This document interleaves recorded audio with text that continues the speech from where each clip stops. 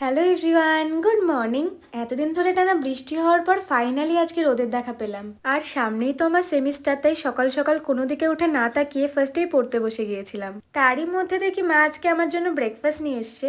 আর এদিকে আজকে মঙ্গলবার, তাই আমরা সবাই মিলে প্ল্যান করলাম আজকে আমরা হনুমান মন্দিরে যাব ঠাকুরের পুজো দিতে। তাই সবাই মিলে রেডি হয়ে বেরিয়ে পড়েছিলাম। আর এদিকে মাহিকে দেখো, মাহিকে ঘুরতে নিয়ে যাওয়া হবে বলে মাহির কত আনন্দ, সবার প্রতি যেন ভালোবাসার উতলে পড়ছে। তারপর তো সবাই মিলে একসঙ্গে বেরিয়ে গিয়েছিলাম। আর হনুমান মন্দির যাওয়ার রাস্তায় মাহিরা বাড়ি করবে, সেই জায়গাটাই তারপর আমরা দেখতে গিয়েছিলাম। জায়গাটা এত সুন্দর যে কি বলবো তোমাদের। ওখান থেকে বেরিয়ে সোজা চলে গিয়েছিলাম হনুমান মন্দিরে। হনুমান মন্দিরের জায়গাটা এতটা পিসফুল, তোমরা না গেলে বুঝতেও পারবে না। হনুমান মন্দির ঢোকার সামনেই পড়ে সিদ্ধিদাতা গণেশ ঠাকুরের মন্দির। ওখানে গিয়ে প্রথমে প্রণাম করে নিলাম। তারপর ফুল মিষ্টি কিনে নিয়েছিলাম এই দোকানটা থেকে। এই সেই হনুমান ঠাকুর, আমরা ওই নিচে গিয়েই ঠাকুরকে পুজো দিয়েছি।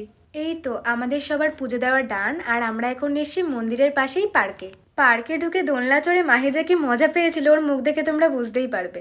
তারপরে আমরা চলে গিয়েছিলাম পাশেই শিব ঠাকুরের মন্দিরে। এই শিবলিঙ্গটি আছে মাটির তলায়, আর তার উপরে আছে শিব পার্বতীর মূর্তি। তো আজকের মিনি ব্লগটা তোমাদের কেমন লাগলো সেটা আমাকে অবশ্যই জানিও। তো দেখা হচ্ছে পরের মিনি ব্লগে।